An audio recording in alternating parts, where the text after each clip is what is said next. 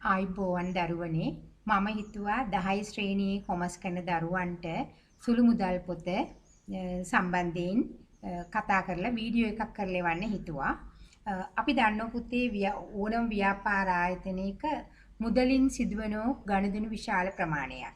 විවිධ මුදල් ප්‍රමාණයන්ගෙන් ගනුදෙනු සිදු වෙනවා. සමහර වෙලාවට ලක්ෂ ගණනින් ගනුදෙනු සිදු වෙනවා, දහස් ගණනින් ගනුදෙනු සිදු වෙනවා. ඒ ගනුදෙනු සියල්ලම අතරින් ඊටාම පුංචි වටිනාකමකින් යුක්ත ගනුදෙනුත් සිදු වෙනවා. කුඩා කුඩා ගෙවීම් කරනවා මුදලින්. අපි උදාහරණයක් විදියට ගත්තොත් ව්‍යාපාර ආයතනයේ ලියුමක් තැපැල් කරන්න තැපැල් ගාස්තු ගෙවනවා.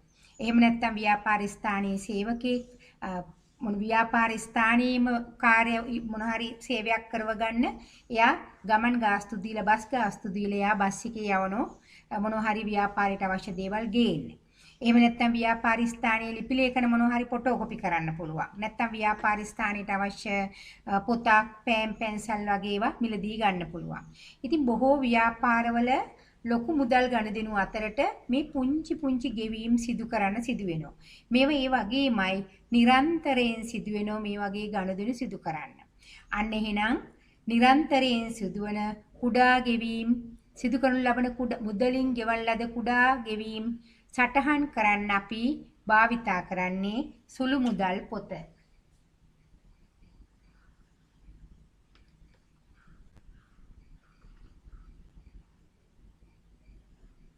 සුළු මුදල් පොත එහෙම නැත්නම් පෙටි කෑෂ් බුක් එක කියලාත් කියනවා.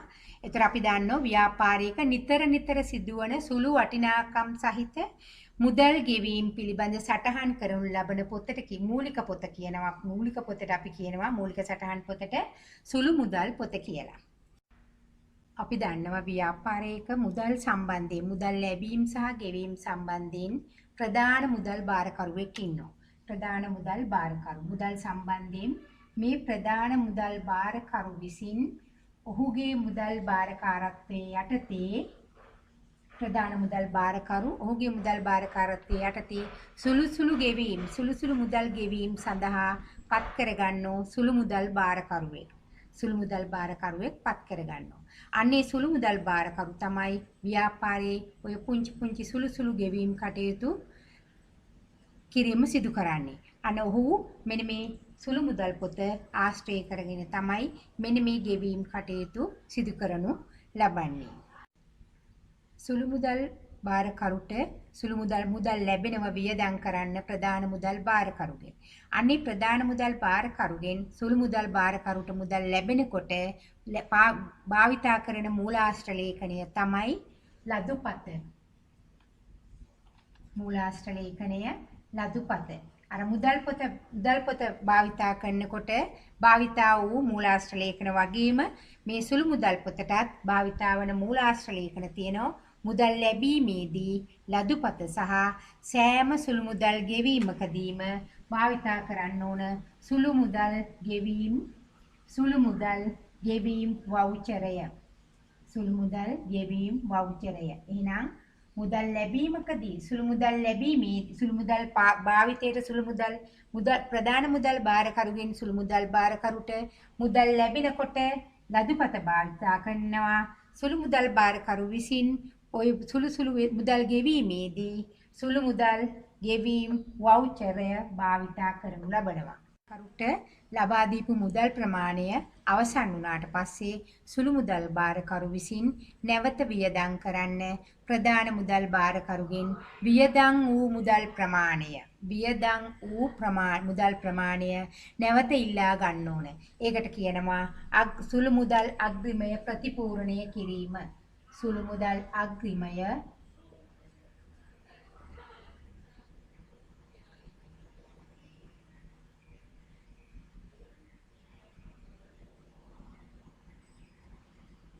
ප්‍රධාන මුදල් භාරකරු විසින් වියදම් කරන්න දෙන මුදල් ප්‍රමාණය ඉවර වුණාට පස්සේ සුළු මුදල් භාරකරු විසින් ඒ වියදම් කළා අවසන් වූ මුදල් ප්‍රමාණය මුළු මුදල් ප්‍රමාණය නෙවෙයි වියදම් කළා එතෙන්ට එහෙනම් එතන අවසන් වූ මුදල් ප්‍රමාණය නැවත ඉල්ලා ගන්න ඕන. ඒකට කියනවා සුළු මුදල් අග්‍රිමය ප්‍රතිපූර්ණය කිරීම කියලා. අග්‍රිමය ප්‍රතිපූර්ණය වන ආකාරය අපි පුංචි උදාහරණයකින් බලමු. අපි බලමු A කියලා ව්‍යාපාරයක් තියෙනවා. ඒ ව්‍යාපාරයේ අග්‍රිමයේ වටිනාකම සුළු මුදල් අග්‍රිමයේ වටිනාකම අපි හිතමු රුපියල් 2000යි. වටිනාකම රුපියල් 2000යි. එතකොට ප්‍රධාන මුදල් බාරකරු විසින් සුළු මුදල් බාරකරුට සුළු මුදල් වෙනුවෙන් ගෙවනවා අග්‍රිමය වෙනුවෙන් රුපියල් 2000ක්. අපි හිතමු සුළු මුදල් බාරකරු තැපැල් වියදම් වෙනුවෙන් තැපැල් ගාස්තු රුපියල් 300යි. සංග්‍රහ වියදම් රුපියල් 400යි. ලිපි ද්‍රව්‍ය රුපියල් 300යි. පිරිසිදු කිරීම සඳහා රුපියල් 400යි. අපි බලමු මෙයා රුපියල් 2000ක් දෙනව සුළු වියදම් කරන්න. සුළු මුදල් බාරකරු විසින් මෙන්න මේ වියදම් ටික කරලා තියෙනවා. මෙතන කීයද? 400යි 800යි 1000 4 3යි 7යි 10යි 14යි 1400ක් වියදම් කරලා තියෙනවා. දැන් සුළු මුදල් බාරකරුගේ ළඟ ඉතුරු වෙලා තියෙන රුපියල් 600යි. දැන් අග්‍රිමය ප්‍රතිපූර්ණය කරනවා කියන්නේ මේ ගාණ බවට පත් වෙන්න ඕන. එහෙනම් ප්‍රධාන මුදල් බාරකරු විසින් සුළු මුදල් බාරකරුට මේ 1400ක් නැවත ලබා දෙන්න ඕන. මේ 1400ක් නැවත ලබා දෙන්න ඕන ප්‍රධාන මුදල් බාරකරු විසින් සුළු මුදල් බාරකරුට. අන්න මේකට තමයි අපි කියන්නේ අග්‍රිමය ප්‍රතිපූර්ණය කිරීම කියලා. මේ රුපියල් 1400 ලැබුණට පස්සේ ආයි නැවත සුළු මුදල් බාරකරුගේ අතේ ඉතිරි වෙනවා තියෙනවා වියදම් කරන්න රුපියල් 2000ක්. එහෙනම් අග්‍රිමය ප්‍රතිපූර්ණය කරනවා කියන්නේ ඒ ලබා දීපු නිශ්චිත මුදල වියදම් කරලා ඉවරුණාට පස්සේ නැවත පූර්ණය කරන්නේ වියදම් වූ එහෙම නැත්නම් අඩු වූ මුදල් ප්‍රමාණය. කලින් දීපු ගාණම නෙවෙයි අඩු වියදම් කළා අඩු වූ ප්‍රමාණය තමයි පූර්ණය කරන්නේ. අපි ඒකට කියනවා සුළු මුදල් අග්‍රිමය ප්‍රතිපූර්ණය කළා කියලා.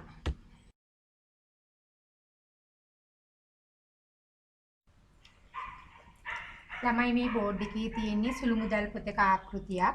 මේ සුළු මුදල් පොතේ හරපැත්ත මේ බැරපැත්ත ප්‍රධාන මුදල් බාරකරුගෙන් මුදල් ලැබුණු විට මේ ලැබීම් තීරුවේ හරපැත්තේ තමයි සටහන් කරන්නේ. මම මේ තීරු ටික විස්තර කරගෙන යන්න. මේ තියෙන සංගල පිටු අංකය, මේ ගනුදෙනුව සිදු වූ දිනය, විස්තරය, වවුචර් අංකය යම් ගෙවීම් කරන අවස්ථාවේදී ඒ වවුචරයට හිමි අංකය වවුචර් අංක තීරුවේ ලියන්න ඕන.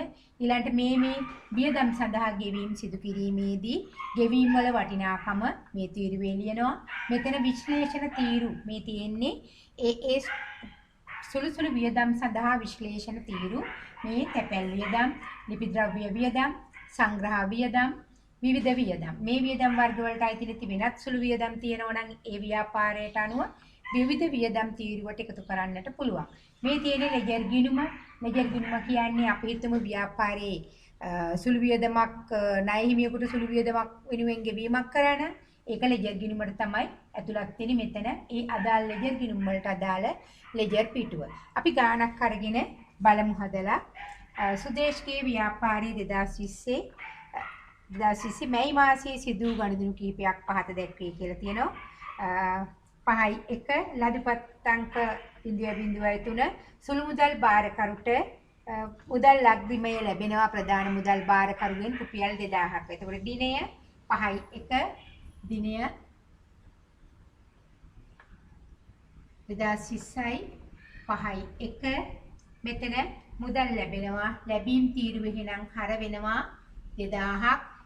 මේකේ බැර සටහනේ ඉන්නේ ප්‍රධාන මුදල් පොතේ බැර වෙනවා මේ මුදල් ප්‍රමාණය ප්‍රධාන මුදල් බාරකරු විසින් සුළු මුදල් බාරකරුට දෙනකොට සුළු මුදල් පොත හර ප්‍රධාන මුදල් පොත බැර වෙනවා. නම් මේ දිනේ ලිව්වා මෙන්න ලැබීම් තීරුවේ 2000යි.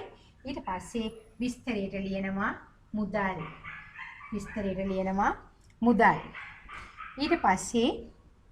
ඊට පස්සේ කියනවා 2020යි 5යි 2 ලිපි ද්‍රව්‍ය ගත්තා 150යි. 2020යි 5යි 2 ලිපි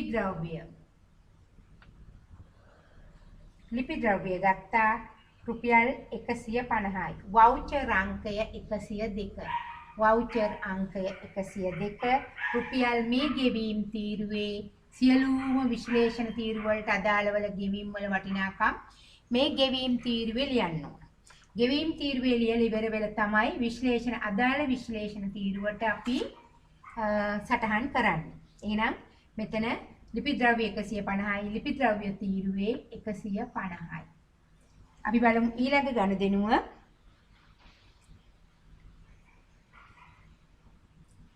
පහයි පහ දිනය 2020 පහයි පහ සංග්‍රහ වියදම්. සංග්‍රහ වියදම්.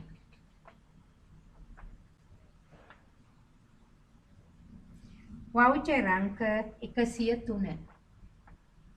වවුචර් අංක 103 රුපියල් 200යි. එහෙනම් ගෙවීම් කෙරෙන්නේ ගෙවීම් තීරුවේ රුපියල් 200යි. අපි මේක සංග්‍රහ වියදම් තීරුවට රුපියල් 200යි.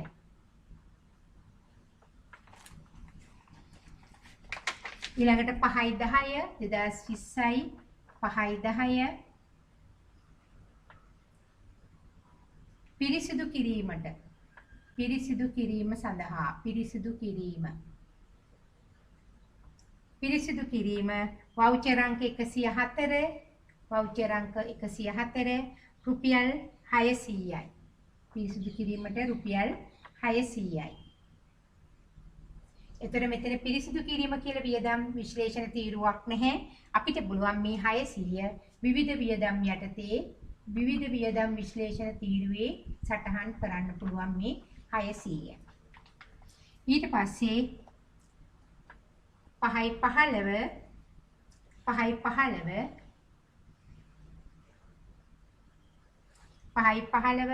තැපැල් ගාස්තු රුපියල් 200යි.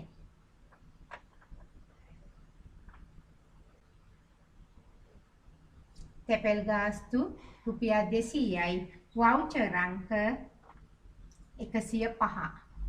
වවුචර් අංක 105. අපිට බලන්න පුළුවන් දැන් විශ්ලේෂණ තීරුවල තැපැල් ගාස්තු කියලා විශ්ලේෂණ තීරුවක් තියෙනවා. එහෙනම් අපිට මේ තීරුවේ මේ රුපියල් 200 සටහන් කරන්න පුළුවන්. ඊට පස්සේ 5යි 18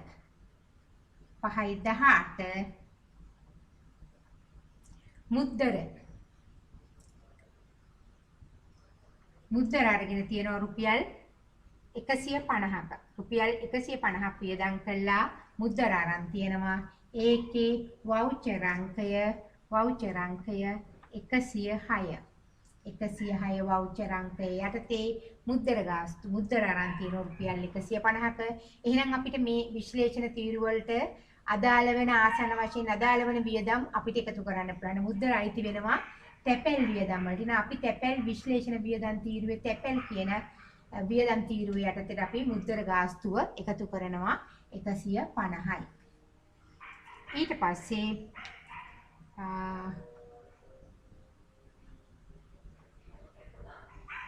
5යි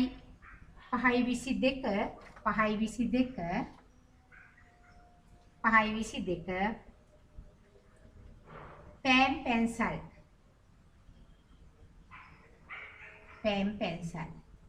වවුචර් අංක 107. පෑන් පැන්සල් වෙනුවෙන් වියදම් කරලා තියෙනවා රුපියල් 150ක්. පෑන් පැන්සල් මිලදී ගන්න ව්‍යාපාර ආයතනයට රුපියල් 150ක් වියදම් කළා. එහෙනම් පෑන් පැන්සල් අයිති වෙන්නේ අපිට පුළුවන් මේ ලිපි ද්‍රව්‍ය තීරුවට මේ 150 ලියන්න. ඊළඟට 5යි 25 සීනි තේ කුඩු මිලදී අරගෙන තියෙනවා ව්‍යාපාර ස්ථානයේට. සීනි තේ කුඩු වවුචර් අංක 108ක්. වවුචර් අංක 108 සීනි තේ කුඩු සඳහා වියදම් කළා තියෙනවා රුපියල් 200ක්. ඒතර අපිට බලන්න පුළුවන් මේ වියදම මොකටද ඇතුළත් කරන්න පුළුවන්. අපිට සංග්‍රහ වියදම් කියලා තීරුවක් තියෙනවා. එහෙනම් මේ සීනි සහ තේ කුඩු වෙනුවෙන් වියදම් කරපු ප්‍රමාණය අපිට පුළුවන් මේ සංග්‍රහ වියදම් තීරුවට එකතු කරන්න. සංග්‍රහ වියදම් තීරුවේ මේ රුපියල් 200 ලියන්න පුළුවන්. ඊට පස්සේ 5යි 29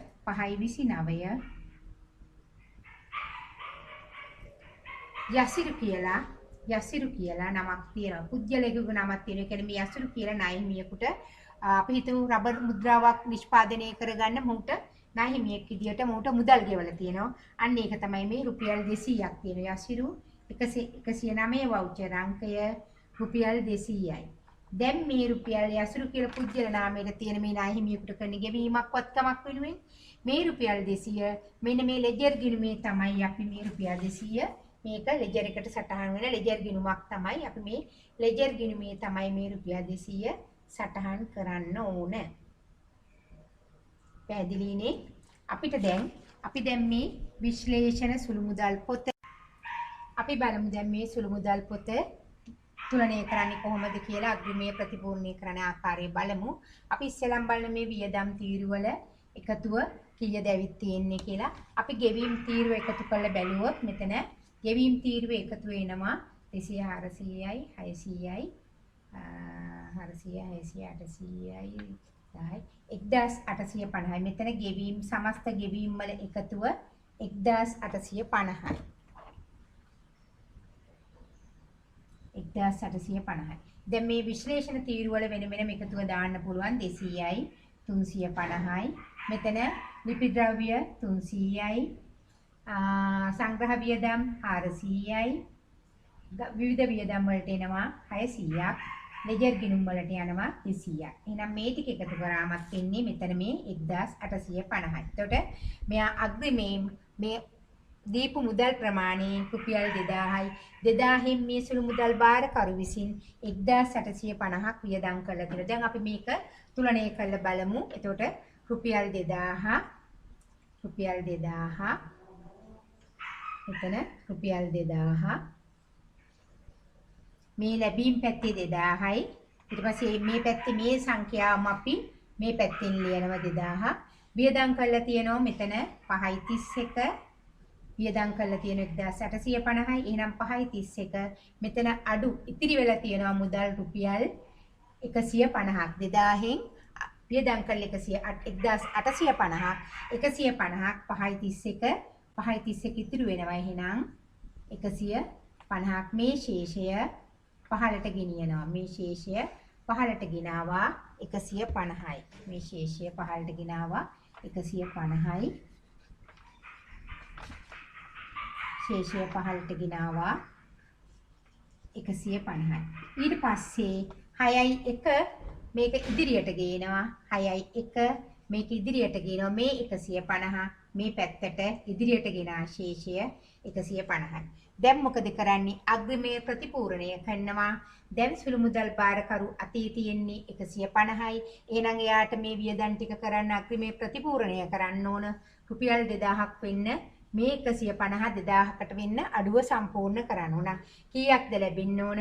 නැවත ප්‍රධාන මුදල් බාරකරුගෙන් සුළු මුදල් බාරකරුට රුපියල් 1850ක් මෙතෙන්ට මුදල් මේ ලැබීම් සටහන් කළා විදියටම 1850ක් 6යි 1 දින මුදල් කියලා ලැබෙනවා. මෙන්න මේ ආකාරයටයි සුළු මුදල් පොතක් ගොඩනගන්නේ. ඒතර මේ විශ්ලේෂණ වියදම් තීරු වල එකතුව ඒ වියදම් ගිණුමට හර වෙනවා. මේ ලිපි ද්‍රව්‍ය තීරුවේ එකතුව ලෙජර් එකේ තියෙන ලිපි ද්‍රව්‍ය වියදම් ගිණුමට හර වෙනවා. සංග්‍රහ වියදම් තීරුවේ එකතුව සංග්‍රහ වියදම් තීරුවට සංග්‍රහ වියදම් ගිණුමට හර වෙනවා. සුළු මුදල් පොත තමයි බැර වෙන්නේ. ඒ වගේම තැපැල් වියදම් ගිණුමේ එකතු ශේෂය තැපැල් වියදම් ගිණුමට හර වෙනවා. සුළු මුදල් පොතට බැර වෙනවා. පැහැදිලිනේ? ඒතර අපිට පැහැදිලි වෙනවා. එහෙනම් ඒ අදාළ වියදම් ගිණුම් වලට මේවා හර වෙලා මේ සුළු මුදල් පොතේ බැර වෙනවා. එහෙනම් මෙතන මුදල් ගෙවීම කරන වෙලාවේදී මේ වියදම් තීරු වියදම් ගිණුම් වලට හරවීම තමයි මේ සටහන් කළේ. එහෙනම් සුළු මුදල් පොතට බැරවීම. එහෙනම් මේවයි අදාළ දිත්ත සටහන වන්නේ. අපි දන්නවා දැන් පැහැදිලි මේ වියදම් ගිණුම් හර වෙනවා මේ සුළු මුදල් පොත බැර. මේ පාඩම් කොටස මෙතනින් අවසానයි. ඔයගොල්ලෝ හැම දිනකටම ආයුබෝවන්.